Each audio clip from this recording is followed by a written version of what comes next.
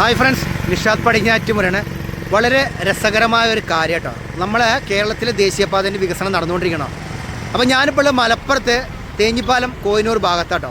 ഇവിടെ service road നല്ല വീതി ഉണ്ടല്ലോ കോഹിനൂർ ഭാഗത്തുള്ളത്. അപ്പോൾ ഇവിടെ നമ്മളെ അറബ് രാജ്യങ്ങളിൽ വാഹനം ഓടിക്കുന്ന മാതിരിയാണ് ഇവിടെ വാഹനം ഓടിക്കുന്നത്. നമ്മളെല്ലാവരും വാഹനം ഓടിക്കുമ്പോൾ അറിയാം, നമ്മൾ ഇടതുവശം ചേർന്നിട്ടാണ് വാഹനം ഓടിക്കേണ്ടത്. പക്ഷേ ഇവിടെ അങ്ങനെയല്ല, ഇവിടെ നേരെ തല തിരിച്ചിട്ടാണ്. അപ്പോൾ എന്താണ് ഇവിടുത്തെ ഒരു സർവീസ് റോഡിൻ്റെ ഒരു അവസ്ഥ? ഇത് 2 വേ ആക്കിയിട്ടില്ല താനും. അപ്പോൾ ഇതേതാ സ്ഥലം എന്ന് വെച്ച് കഴിഞ്ഞാൽ നമ്മളെ എന്താ പറയുക, തേഞ്ഞിപ്പാലം കഴിഞ്ഞിട്ട് നമ്മൾ നേരെ ഇങ്ങോട്ട് പോരാണ്, പാണാമ്പറയ്ക്ക് പോരാട്ടോ.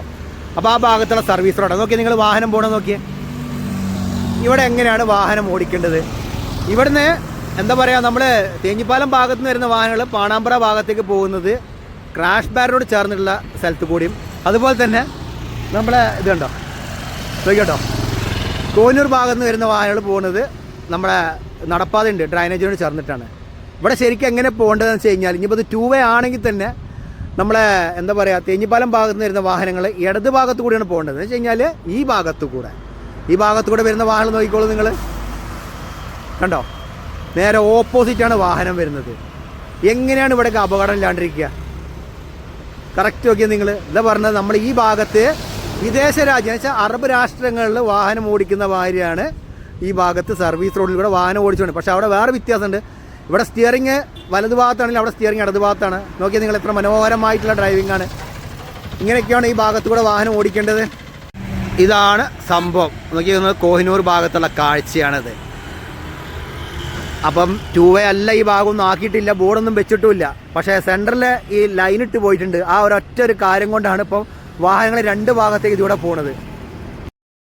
ഇനിയിപ്പോൾ അഥവാ ഈ കോന്നൂർ ഭാഗത്തെ ആൾക്കാർക്ക് കോഴിക്കോട് ഭാഗത്തേക്ക് പോകണമെന്നുണ്ടെങ്കിൽ പാണാമ്പറ പോയി തിരിയണം. അല്ലെങ്കിൽ ഇപ്പോൾ ഈ കുറുക്ക് വഴി എടുക്കണം. എന്തിനാ വെച്ച് കഴിഞ്ഞാൽ നേരെ മുകളിൽ കയറി കഴിഞ്ഞാൽ നമ്മുടെ തേഞ്ഞിപ്പാലം ഓവർപാസ് ഉണ്ടല്ലോ, അവിടുന്ന് ലെഫ്റ്റ് എടുത്ത് കഴിഞ്ഞാൽ സർവീസ് റോഡിലേക്ക് എത്തി, പിന്നെ നേരെ അങ്ങോട്ട് പോകാമല്ലോ. അതിനുള്ള പരിപാടിയാണ്.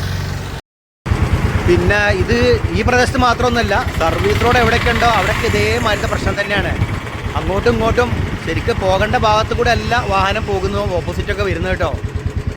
അപ്പോൾ എങ്ങനെ, ഞാൻ പറഞ്ഞത് ശരിയല്ല. ഇനിയിപ്പോൾ ഇത് കേൾക്കുമ്പോൾ കുറേ പേര് എന്നെ കുറ്റം പറഞ്ഞോട്ടെ. പക്ഷേ അതൊന്നുമല്ല, നമ്മൾ ഏറ്റവും വലിയ ഒഫൻസാണ് ചെയ്തുകൊണ്ടിരിക്കുന്നത്. കാരണം ഏറ്റവും വലിയ ഗതാഗത നിയമ ലംഘനം.